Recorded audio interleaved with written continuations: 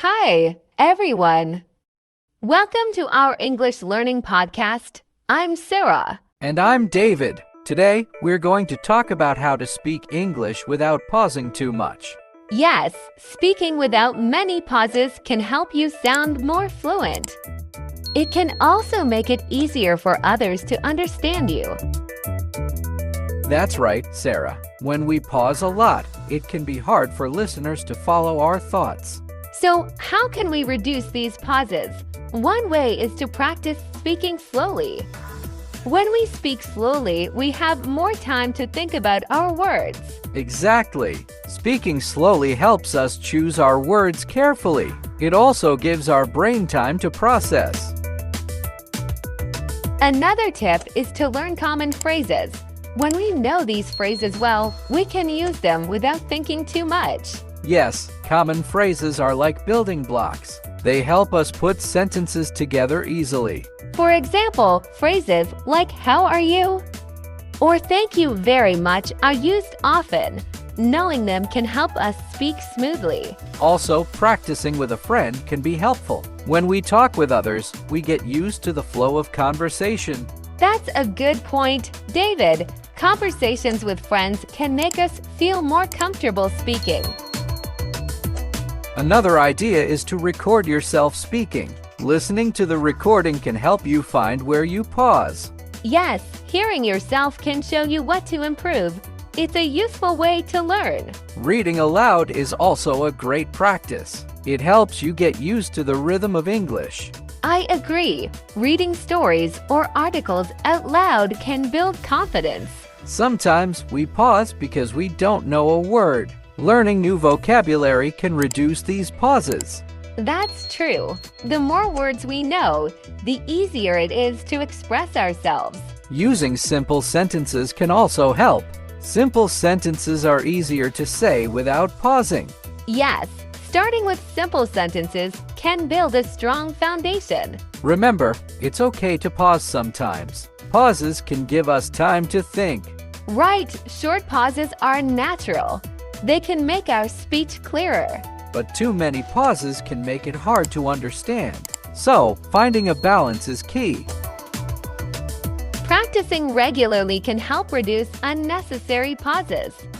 The more we practice, the more fluent we become. Yes, practice makes perfect. Setting aside time each day to speak English can make a big difference. Also, listening to English speakers can help.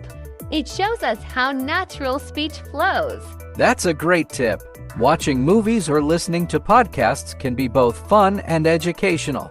Another thing to remember is to stay relaxed. When we're nervous, we tend to pause more. True. Taking deep breaths and staying calm can help us speak more smoothly. It's also helpful to plan what you want to say. Thinking ahead can reduce pauses. Yes, having a clear idea of your message makes speaking easier. And don't worry about making mistakes. Everyone makes them. It's part of learning. Absolutely. Mistakes help us learn and improve. So, to sum up, speaking slowly, learning common phrases, practicing with friends, recording yourself, reading aloud, expanding your vocabulary, using simple sentences, staying relaxed, planning ahead, and not fearing mistakes can all help reduce pauses in your speech. That's right. With these tips, you can become a more fluent English speaker. Let's dive deeper into our discussion on speaking without long pauses. I often find that when I feel nervous, my words get stuck, and I pause too much sometimes, even in the middle of a sentence. What do you think causes this, David?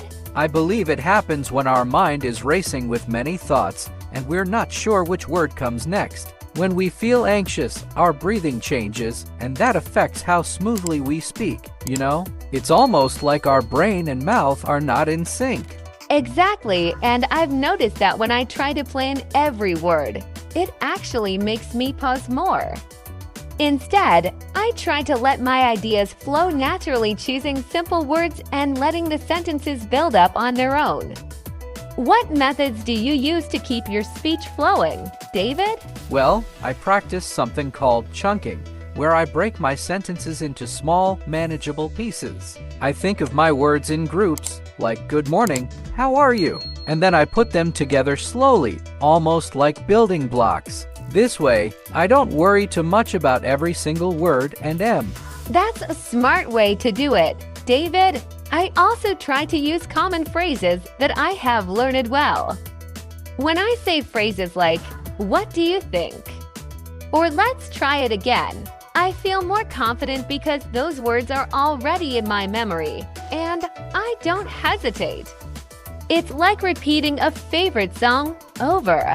Yes, repetition helps a lot. I sometimes record myself speaking and then listen to it later. It's a bit strange at first, but hearing myself makes me notice where I pause too long or where my tone drops. I can then practice that section until it sounds better, more natural, more connected. I've done that too, and sometimes I even ask a friend to listen and give feedback. When someone tells me, "Your speech sounds smooth, but you pause too much at certain spots," it really helps me know what to work on. Do you ever use questions to challenge yourself when practicing? Absolutely. I ask myself, why did I pause there?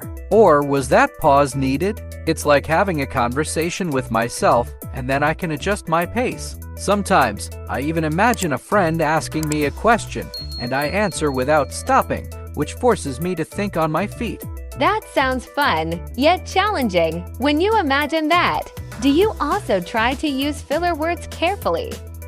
I sometimes catch myself saying or when I'm not sure, and I wonder if that helps or hurts my flow. Good point, Sarah. Fillers can be a double-edged sword. A little here and there is natural, it gives you a moment to think, but too many of them can break the rhythm. I try to reduce them by practicing clear, simple sentences. For example, instead of saying, I think, maybe we should try again, I work on saying, I think we should try again, which feels much smoother.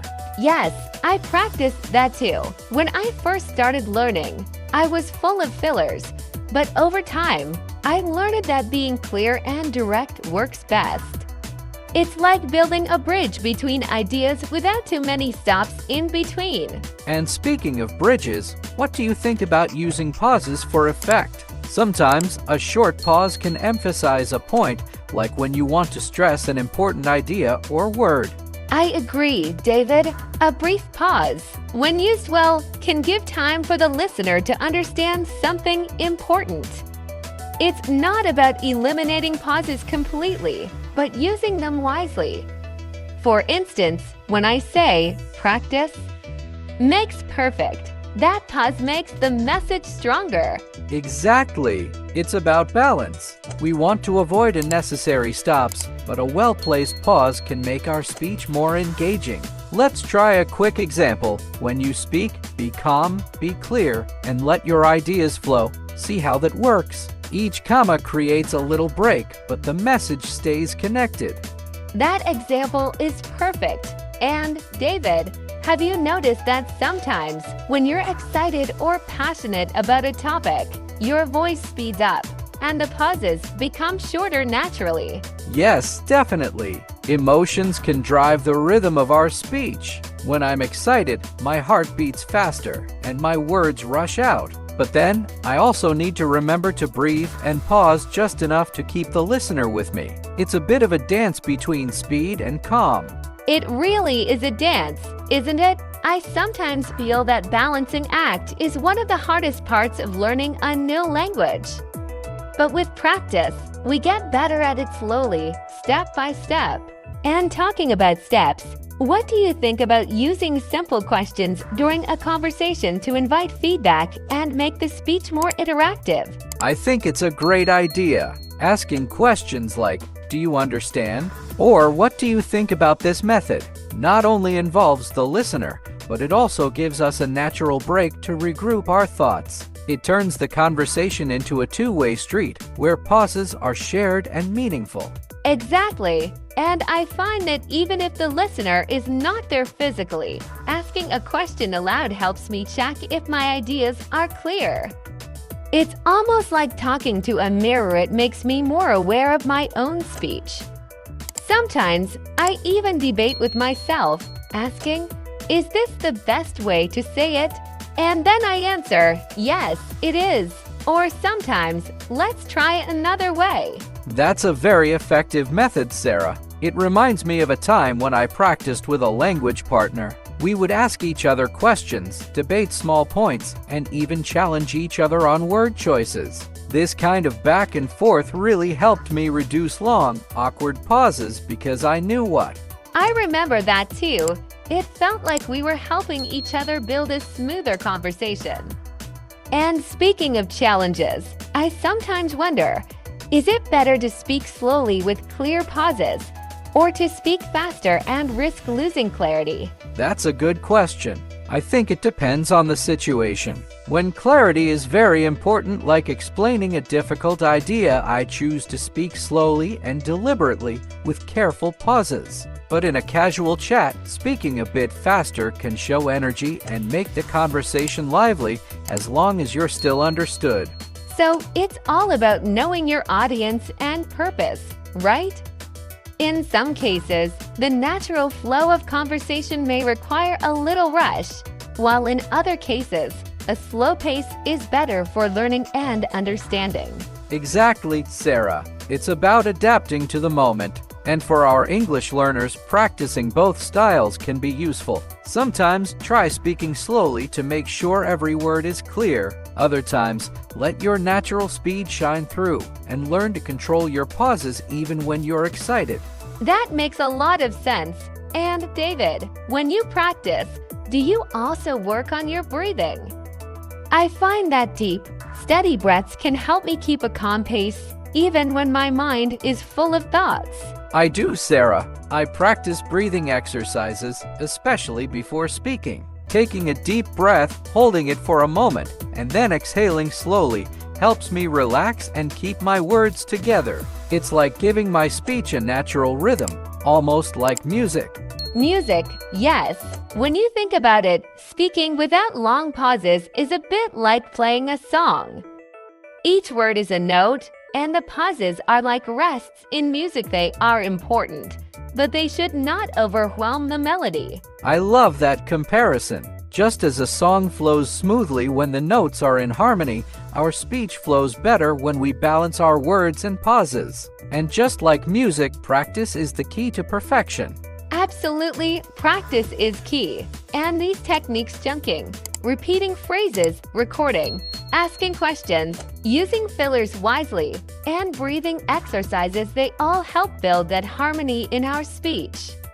It's a journey, and every step makes us better. Yes, and each conversation we have is a step forward. Even when we make mistakes, those mistakes teach us how to improve. It's important to be patient with ourselves and to celebrate small victories along the way. True, every little success matters, and every correction is a chance to learn.